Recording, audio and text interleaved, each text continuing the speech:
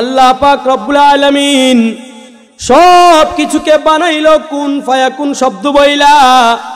আল্লাহ যদি বলেন কুন, কোনো কিছু বানানোর ইচ্ছা করলে কুন বললে সঙ্গে সঙ্গে ফায়াকুন হয়ে যায়।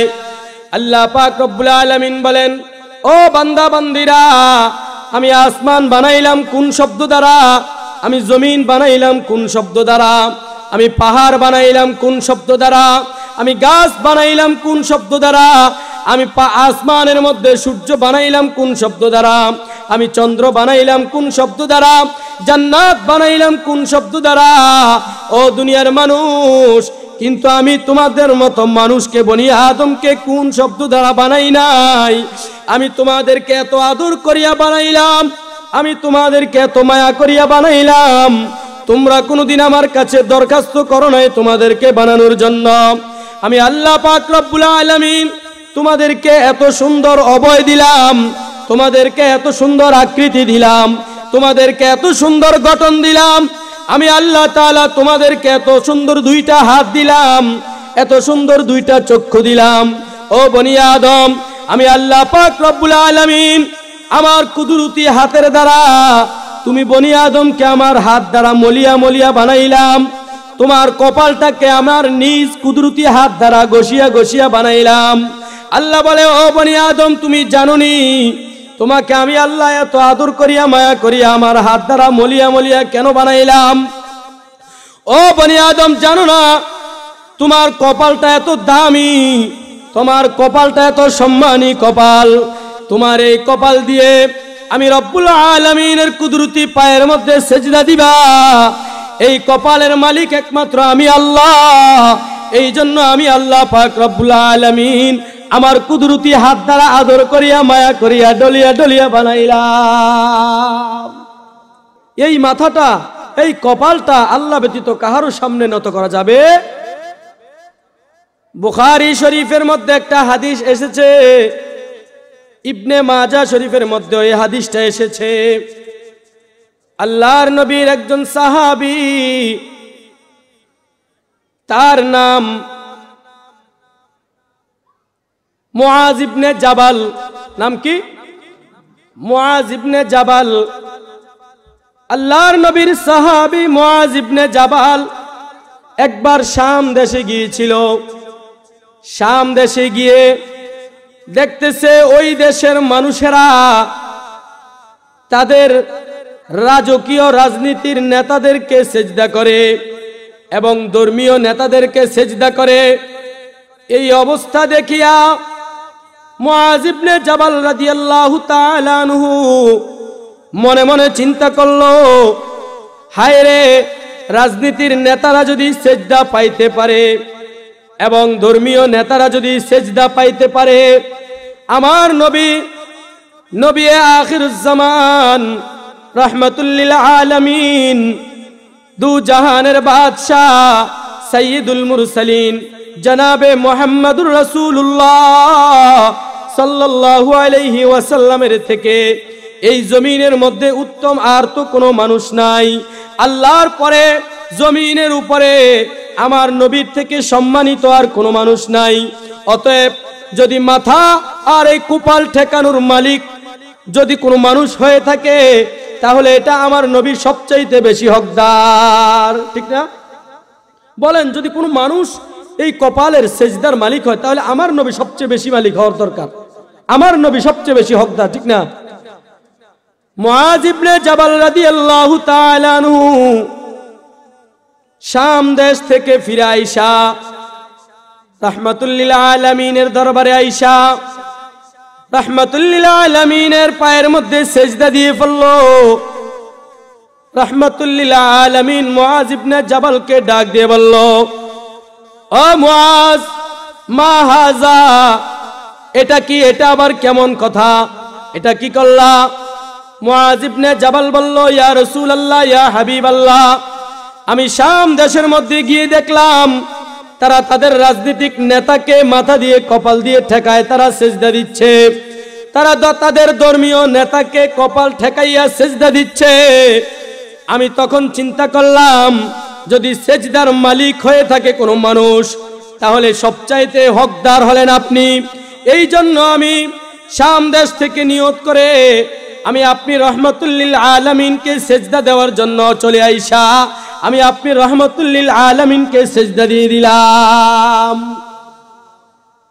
আল্লাহর নবী বলেন, ও মুআজ, ধমক দিয়ে বলল, খবরদার খবরদার খবরদার, এই কপালের মালিক, এই সেজদার মালিক পৃথিবীর মধ্যে কোনো মানুষ নয়, আমার আল্লাহ তাআলা ছাড়া পৃথিবীর মধ্যে কোনো মানুষ এই কপালের মালিক না।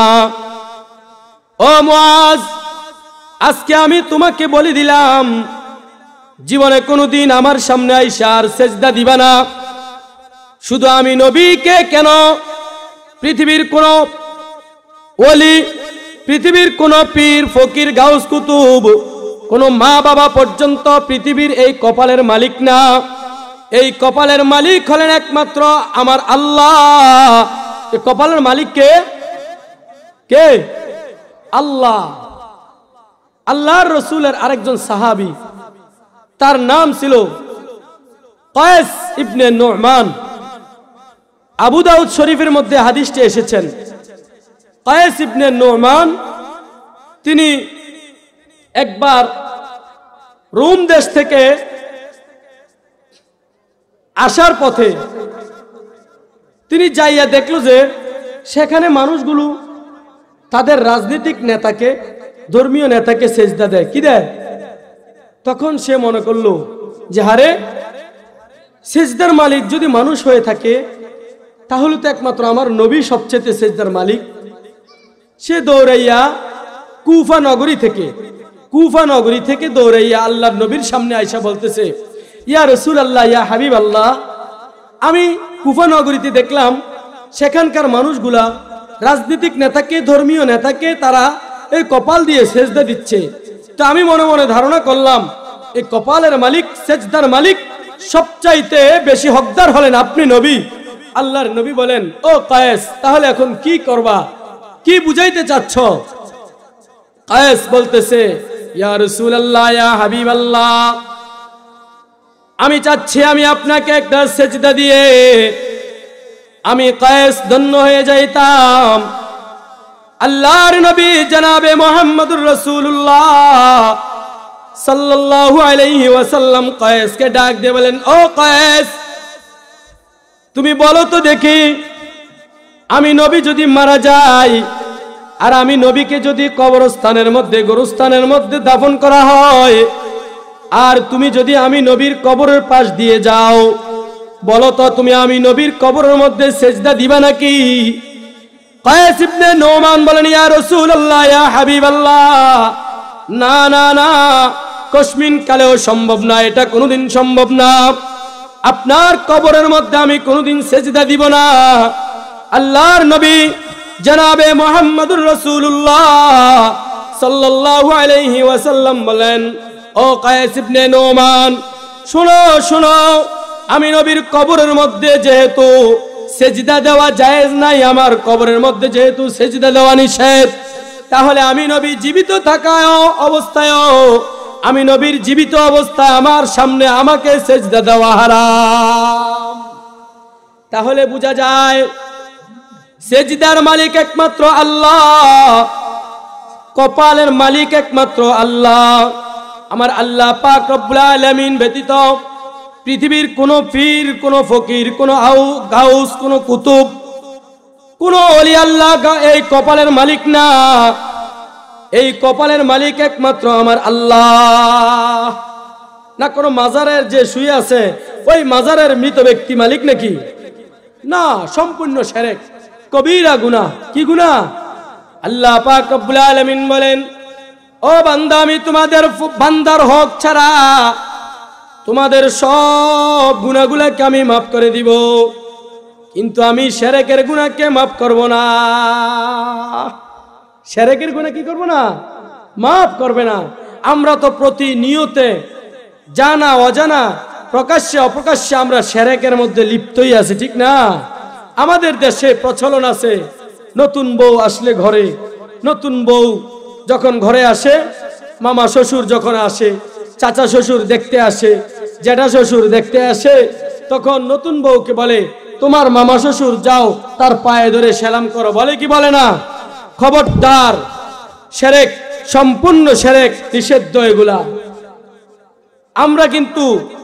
আমরা এগুলো প্রতিনিয়ত করতেছি, ছোট ছোট শিরক, আমরা মনে করি এগুলো কিছুই না। তাহলে আমার প্রথম কথা হলো, ইবাদত হবে একমাত্র কার? আল্লাহর। কপালের মালিক একমাত্র কে? আল্লাহ। তাহলে এই কপাল কোনো মাজারে ঠেকা যাবে না? যাবে? কোনো পীরের সামনে ঠেকানো যাবে? কোনো পীরকে সেজদা দেওয়া যাবে? কোনো বাবাকে সেজদা দেওয়া যাবে? যাবে না। আল্লাহ পাক রব্বুল আলামিন এই আয়াতের মধ্যে দ্বিতীয় আদেশ, দ্বিতীয় নসিহত করতেছেন, ওয়াবিল ওয়ালিদাইনি ইহসানা। ও বান্দা, তোমরা তোমাদের মা বাবা উভয়জনকে সৎ আচরণ করো, ইহসান করো। ওয়াকাযা রাব্বুকা আল্লা তা'বুদু ইল্লা ইয়্যাহু ওয়াবিল ওয়ালিদাইনি ইহসানা ইম্মা ইয়াবলুগান্না ইনদাকাল কিবারা আহাদুহুমা আও কিলাহুমা ফালা তাকুল লাহুমা উফিন ওয়ালা তানহারহুমা। আল্লাহ পাক রব্বুল আলামিন বলেন, ও বান্দা বান্দিরা, তোমরা যদি তোমাদের মা বাবা উভয়জনকে যদি বৃদ্ধ অবস্থায় পেয়ে যাও, তারা বৃদ্ধ অবস্থায় পৌঁছে যায়, আর এই অবস্থায় তোমরা তাদেরকে পেয়ে যাও, অথবা তাদের দুইজনের একজনকে বৃদ্ধ অবস্থায় পেয়ে যাও, ফালা তাকুল লাহুমা উফিন ওয়ালা তানহারহুমা। ও বান্দা, তোমার বৃদ্ধ মা বাবা উভয়জনকে উপ শব্দ বলিও না, অথবা উপ শব্দ তুমি বলিও না, অথবা তাদেরকে উপ শব্দ বলাইও না। ওয়ালা তানহারহুমা, এবং তাদেরকে ধমক দিও না। কি করো? ওয়াকুল লাহুমা কওলান কারীমা, তাদের সঙ্গে সৎ আচরণ করো, তাদের সঙ্গে ভালো ব্যবহার করো, তাদের সঙ্গে সৎ ব্যবহার করো, সৎ আচরণ, ভালো ব্যবহার করো, তাদের খেদমত করো। কে বলে? আল্লাহ বলেন। কেন খেদমত করবেন? কেন সৎ আচরণ করবেন? বুখারী শরীফের মধ্যে একটা হাদিস এসেছে, আল্লাহর নবী সাল্লাল্লাহু আলাইহি ওয়াসাল্লামের ইরশাদ ফরমান, রিদার রাব্বি ফি রিদাল ওয়ালিদাইন ওয়া সাখাতুর রাব্বি ফি সাখাতিল ওয়ালিদাইন। আল্লাহর সন্তুষ্টি যদি কোনো বান্দা পেতে চাও, তাহলে আল্লাহর সন্তুষ্টির আগে তুমি তোমার মা বাবার সন্তুষ্টি রাখো। মা বাবা উভয়জনকে সন্তুষ্টি রাখো। মা বাবার সন্তুষ্টির উপরে আল্লাহর সন্তুষ্ট। আর মা বাবা যদি তোমার উপরে অসন্তুষ্ট থাকে, তাহলে তোমার উপরে আল্লাহ অসন্তুষ্ট থাকবে। কে থাকবে অসন্তুষ্ট? তাহলে মুসলমান ইমানদার, যদি আপনি আপনার মা বাবাকে সন্তুষ্ট রাখতে পারেন, তাহলে আল্লাহ পাক রব্বুল আলামিন আপনার উপরে সন্তুষ্ট থাকবে। আর যদি আপনি আপনার মা বাবাকে অসন্তুষ্ট রাখেন, তাহলে আপনার উপরে আল্লাহ পাক রব্বুল আলামিন অসন্তুষ্ট হয়ে যাবে। ও মুসলমান ইমানদার, মা বাবা যদি আপনার উপরে কষ্ট পায়, মা বাবাকে যদি কষ্ট দাও, ও যুবক ভাই, তুমি পৃথিবীর যেই প্রান্তে যাও না কেন, মা যদি তোমার উপরে অসন্তুষ্ট থাকে, তাহলে তুমি পৃথিবীর যত টাকার মালিক হও না কেন, এই টাকার মধ্যে তুমি শান্তি পাইবা না, টাকার মধ্যে বরকত পাইবা না। তুমি যত বড় সম্মানের চেয়ারে বসো না কেন, মা বাবা যদি তোমার উপরে অসন্তুষ্ট থাকে, তাহলে তুমি ওই চেয়ার থেকে বেজ্জতি হইয়া তুমি নামতে হবে। ঠিক না বেটে? আর যদি তোমার মা তোমার উপরে সন্তুষ্ট থাকে, তোমার মা যদি তোমার জন্য দোয়া করে, পৃথিবীর যেই জায়গায় যাও না কেন, সেখানে গেলে তুমি সম্মান পাইবা, সেখানে গেলে তুমি ইজ্জত পাইবা, সেখানে গেলে তুমি যত বিপদেই পড়ো না কেন, আমার আল্লাহ পাক রব্বুল আলামিন তোমাকে বিপদ থেকে উদ্ধার করে দিবে। দিবে কিনা? আল্লাহর নবীর একজন সাহাবী আলকামা রাদিয়াল্লাহু তাআলা আনহু, সে আল্লাহর নবীর দরবারে আইসা সব সময় পড়ে থাকতো। কি করতো? পড়ে থাকতো। এত ইবাদত করতেন, কিন্তু আল্লাহর নবীর এই সাহাবী তার বউয়ের কথার উপরে মায়ের কথাকে প্রাধান্য দিত না, বরং মায়ের কথার উপরে বউয়ের কথাকে কি দিত? প্রাধান্য দিত। মায়ের সামান্য একটু অন্তরে তার উপরে কষ্ট আছে বউয়ের কারণে। আলকামা রাদিয়াল্লাহু তাআলা আনহু যখন মৃত্যু শয্যায় শায়িত হয়ে গিয়েছেন, মৃত্যুর যন্ত্রণায় কষ্ট পাইতেছে, আল্লাহর নবীর সাহাবীর জবান দিয়ে কালিমা বাহির হয় না। তখন আলকামার স্ত্রী দৌড়িয়ে আল্লাহর নবীর দরবারে গিয়ে হাজির হয়ে বললেন, ইয়া রাসূলুল্লাহ, ইয়া হাবিবাল্লাহ, আমার স্বামী আলকামা মৃত্যুর যন্ত্রণায় কষ্ট পাইতেছে, তার মুমূর্ষ অবস্থায় পড়ে আছে, কিন্তু দুঃখের বিষয় তার জবান দিয়ে কালিমার তালকিন বের হচ্ছে না, কালিমা বলতে পারতেছে না। ইয়া রাসূলুল্লাহ, এখন আমি কি করব? আল্লাহর নবী সাল্লাল্লাহু আলাইহি ওয়াসাল্লাম দুজন সাহাবীকে বললেন, ও বেলাল, যাও যাও আলকামাকে যাইয়া কালিমার তালকিন দাও। বেলাল এবং আরেকজন সাহাবী গিয়ে আলকামাকে তালকিন দিতেছে, কিন্তু আলকামা রাদিয়াল্লাহু তাআলা আনহুর জবান দিয়ে কালিমা বাহির হয় না। যতই চেষ্টা করে, যতই বলে লা ইলাহা ইল্লাল্লাহ মুহাম্মাদুর রাসূলুল্লাহ, আল্লাহর নবীর সাহাবী আলকামার জবান দিয়ে কালিমা বাহির হয় না। ও মুসলমান ইমানদার, সাহাবী বেলাল আয়েশা আল্লাহর নবীকে বলেন, ও পয়গম্বর, আপনার সাহাবী আলকামার জবান দিয়ে কালিমা বাহির হচ্ছে না।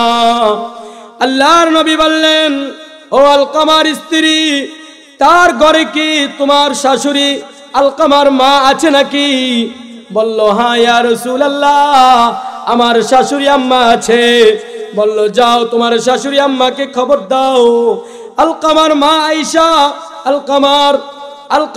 আয়েশা রাসূলের দরবারে উপস্থিত হয়ে যাওয়ার পরে আল্লাহর রাসূল বললেন, ও আলকামার মা, তোমার মনে কোনো কষ্ট আছে নাকি তোমার সন্তানের উপরে? আলকামার মা বলতেছে, ইয়া রাসূলুল্লাহ, ইয়া হাবিবাল্লাহ, হ্যাঁ হ্যাঁ হ্যাঁ, আমার অন্তরে আমার সন্তানের উপরে একটু কষ্ট আছে, আমার মনে কষ্ট আছে। সে আমার কথাকে প্রাধান্য না দিয়ে তার স্ত্রীর কথাকে প্রাধান্য দিত।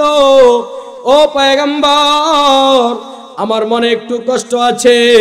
তখন আল্লাহর নবী বলেন, ও আলকামার মা, তুমি তোমার সন্তানকে মাফ করে দাও। যদি মাফ না করো, তোমার সন্তান বেঈমান হয়ে মারা যাবে, তোমার সন্তানের জবান দিয়ে কালিমা বাইর হবে না। আলকামার মা বলে, ইয়া রাসূলুল্লাহ, না না না, আমার অন্তরে আমার সন্তান এত কষ্ট দিয়েছে, না না, আমি পারবো না, আমি মাফ করব না, আমি মাফ করতে পারবো না। আলকামার মায়ের জবান থেকে এই কথা শোনার পরে পয়গম্বর আরবি সাল্লাল্লাহু আলাইহি ওয়াসাল্লাম সাহাবায়ে কেরামদেরকে অর্ডার করলেন, ও সাহাবায়ে কেরাম, লাকড়ি জোগাও। লাকড়ি জোগাইয়া আগুন জ্বালাও। আলকামার মা ডেকে বলেন, ইয়া রাসূলুল্লাহ, কেন লাকড়ি জোগানোর জন্য বললেন? লাকড়ি জোগাইয়া আগুন জ্বালানোর জন্য কেন বললেন? আল্লাহর নবী বলেন, ও আলকামার মা, তোমার সন্তানকে তোমার সামনে দুনিয়ার মধ্যে লাকড়ির আগুনের মধ্যে জ্বালাইয়া পুরাইয়া ছাই করে দিব। ও আলকামার মা, তোমার সন্তান তো জাহান্নামের আগুনের মধ্যে জ্বলবে যদি কালিমা না পড়িয়া বেঈমান হইয়া মারা যায়। এই জন্য আমি দুনিয়ার মধ্যে আগুন জ্বালাইয়া দুনিয়ার আগুনের মধ্যে তাকে জেলে পুড়ে ছাই করে দিব। আলকামার মা বলেন মন খারাপ করে ফেলছে, মন খারাপ করে চোখের পানি ছেড়ে দিল। চোখের পানি ছেড়ে দিয়ে বলতেছে, ইয়া রাসূলুল্লাহ, ইয়া হাবিবাল্লাহ, আমার সামনে আমার সন্তানকে আপনি আগুনের মধ্যে জ্বালাইয়া মারবেন, আমি মা হয়ে এটা তো আমি সহ্য করতে পারবো না। ইয়া রাসূলুল্লাহ, আমি না আমার এই সন্তানের জন্য কত কষ্ট করেছি। ইয়া রাসূলুল্লাহ, এমন কোনো কষ্ট ছিল না যেই কষ্ট আমি আমার এই সন্তানের জন্য করি নাই। ইয়া রাসূলুল্লাহ, আমার সন্তান যখন আমার গর্ভে এসেছিল, গর্ভে আসার পরে আমি ঠিক মতো এক বেলা খানা খাইতে পারি নাই। আমার স্বামী দরিদ্র ছিল, ঠিক মতো খানা আইনা আমাকে খাওয়াইতে পারে নাই। ইয়া রাসূলুল্লাহ, ইয়া হাবিবাল্লাহ, আমার সন্তান যখন গর্ভে ছিল, সারাদিন সংসারের কাজ কাম করার কারণে, অভাব অনটনের কারণে ঠিক মতো খানা খাইতে পারি নাই। ইয়া রাসূলুল্লাহ, রাত্র যখন গভীর হয়ে গেল, তখন আমি কিছু ভাত নিয়ে, সামান্য একটা খানা নিয়ে, যখন আমার সন্তানকে আমি পেটের মধ্যে নিয়ে খানা খাইতে বসলাম, এই মুহূর্তে আমার সন্তান আমার পেটের মধ্যে এমন জোরে একটা লাথি মারলো। ইয়া রাসূলুল্লাহ, আমার পেটের এই ব্যথার কারণে, লাথি মারার ব্যথার কারণে আমি আর বসে থাকতে পারি নাই। আমি প্রথম লোকমাটা মুখের মধ্যে দিয়ে দ্বিতীয় লোকমাটা মুখের মধ্যে উঠাইতে পারি নাই, সঙ্গে সঙ্গে দাঁড়িয়ে গেলাম। ইয়া রাসূলুল্লাহ, দাঁড়িয়ে দাঁড়িয়ে আমি ঘুরতেছি, হাঁটতেছি, আমার ব্যথা কমে না। আমার প্রাণের স্বামী আমাকে ডেকে বলে, ও প্রাণের স্ত্রী গো, তুমি এমন করতেছো কেন? কি হয়েছে বলো না।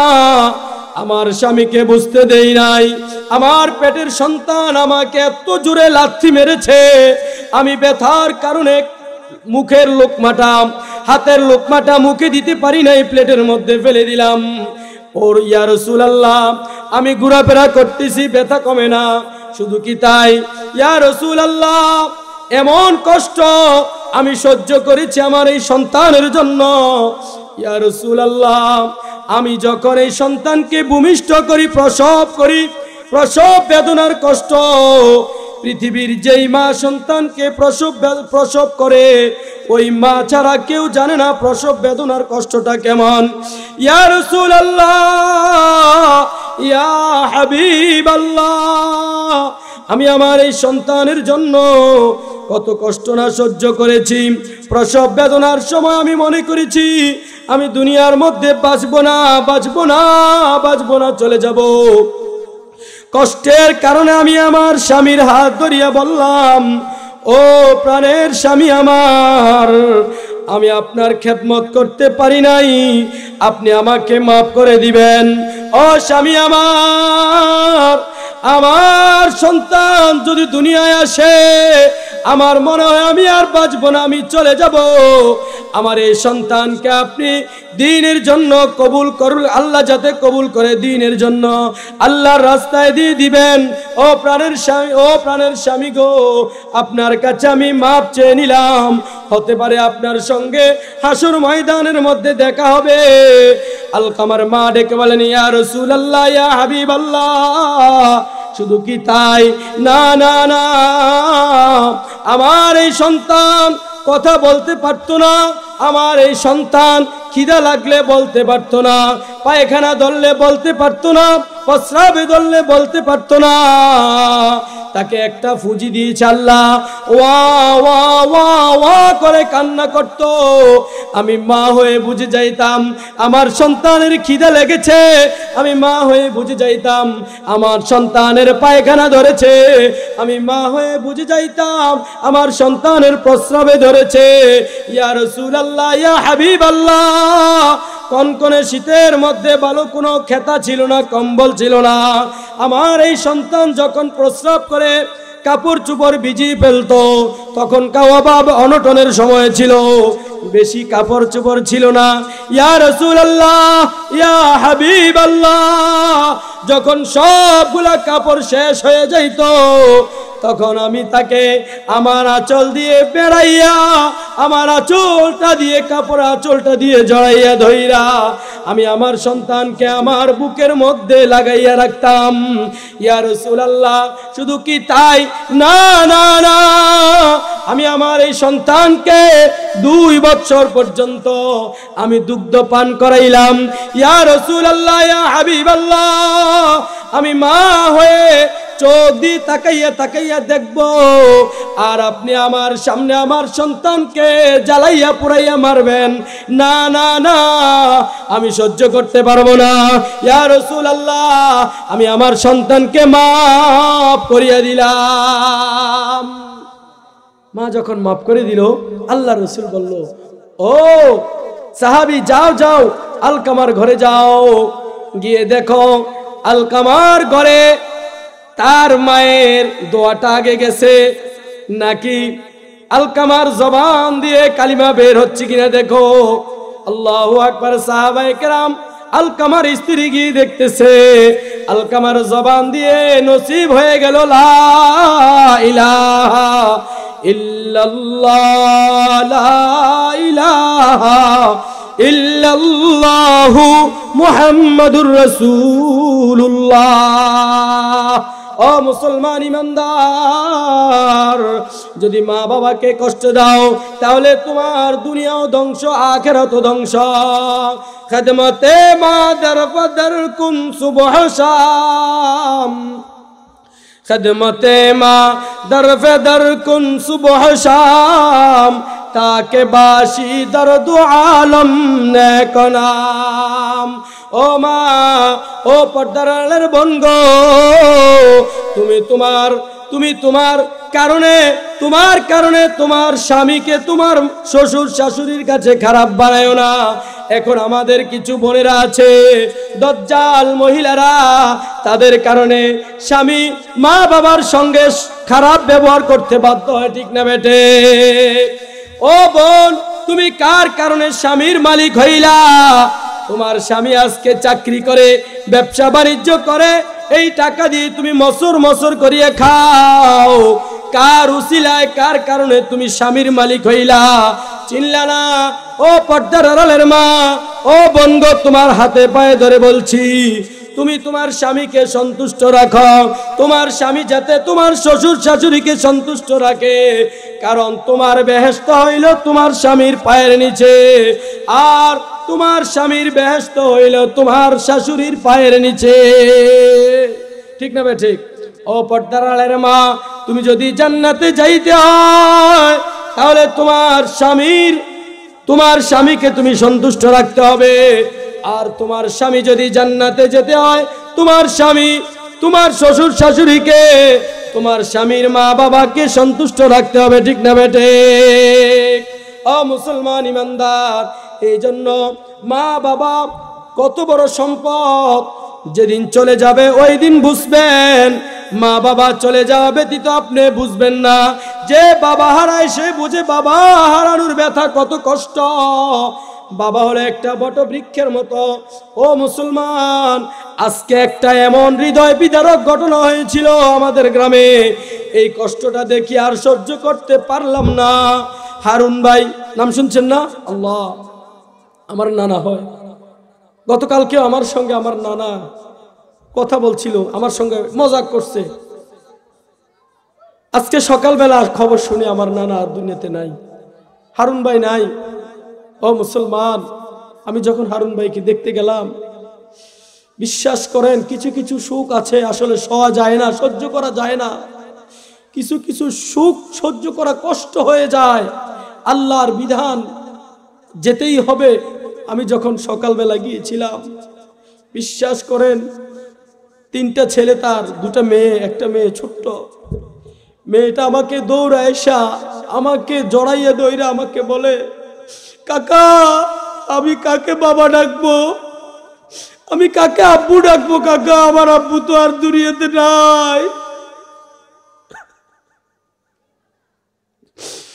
এমন অবস্থা দেখে আমি আর সহ্য করতে পারি নাই। ছেলেগুলা আব্বা হারাইলো, ছেলেগুলা বাবাকে বলতেছে, বাবা বাবা কথা বলো না, বাবা বাবা তো কথা বলে না। আরে মেয়ে বলতেছে, বাবা একটু কথা বলো না, আমাদেরকে রাইখে তুমি কেমনে চলে গেলা, বাবা কথা বলে না। ও ভাই, ও যুবক ভাইয়েরা, তোমাদের পায়ে ধরে বলছি, মা বাবাকে কষ্ট দিও না, মা বাবাকে সুখ খুশি রাখো, তোমার সাধ্য অনুযায়ী তুমি তোমার মা বাবাকে খুশি রাখো।